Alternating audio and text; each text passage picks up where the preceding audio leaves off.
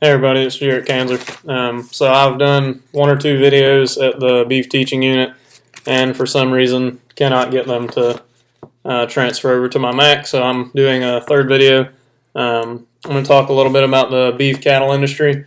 I was reading on droversmagazine.com last week about the new Brazilian beef that will be imported into America. It's very interesting to me to see how that's going to affect the U.S. Beef market. I know that beef's been high for the last year and a half. I actually own my own herd of cattle and got to capitalize on some of that. But I'm also a student, and so down here at the University of Florida, also got to appreciate the extremely high beef prices. And I know that a lot of my friends just couldn't understand why beef prices were so high.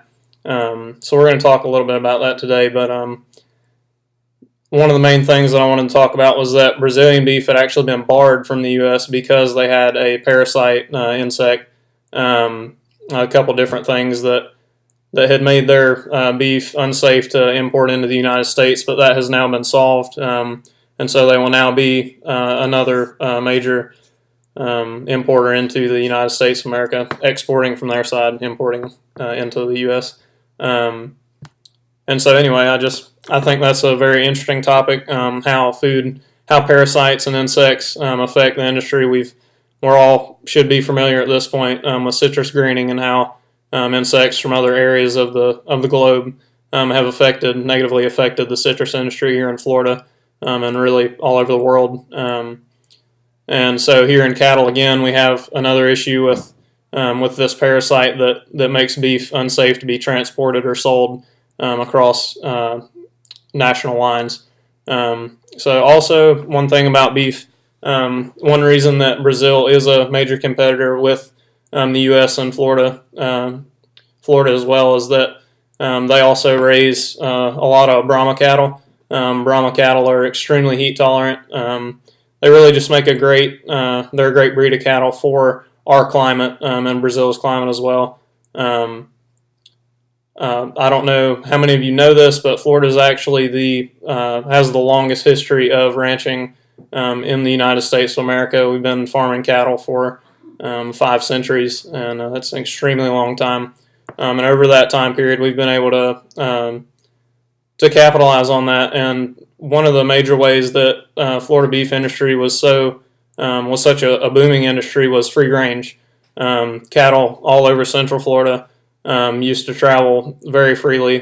Farmers would migrate their cattle across the prairies and through the swamplands to different pastures. And as you had the influx of people coming into the Florida community, and being a landowner became much more common.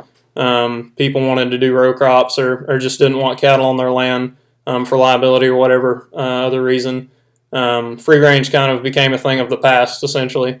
And so now what we see, which I had depicted in my other video at the beef teaching unit, is a lot of fences. Most ranches now, almost all ranches now in the U.S. are fenced in. They're confined to a definite area that property owner has for themselves. But along with that, it's not all bad.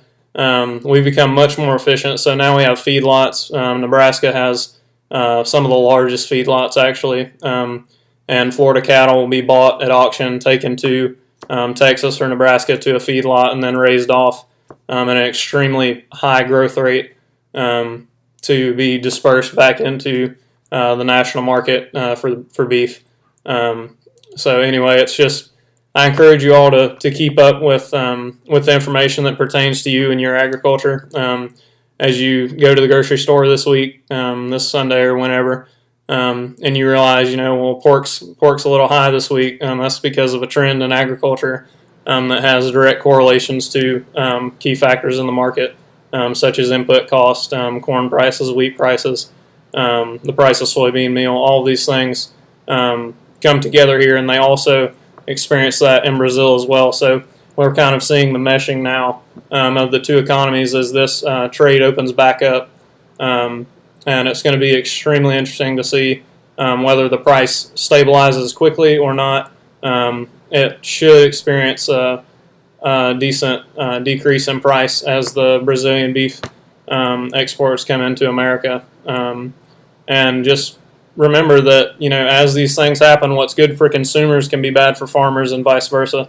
So I really challenge you to try and use your mind, and think about what we've discussed in class, the kind of trends that agriculture tends to take, and all the factors that come into that, whether it's water related, land use, efficiency.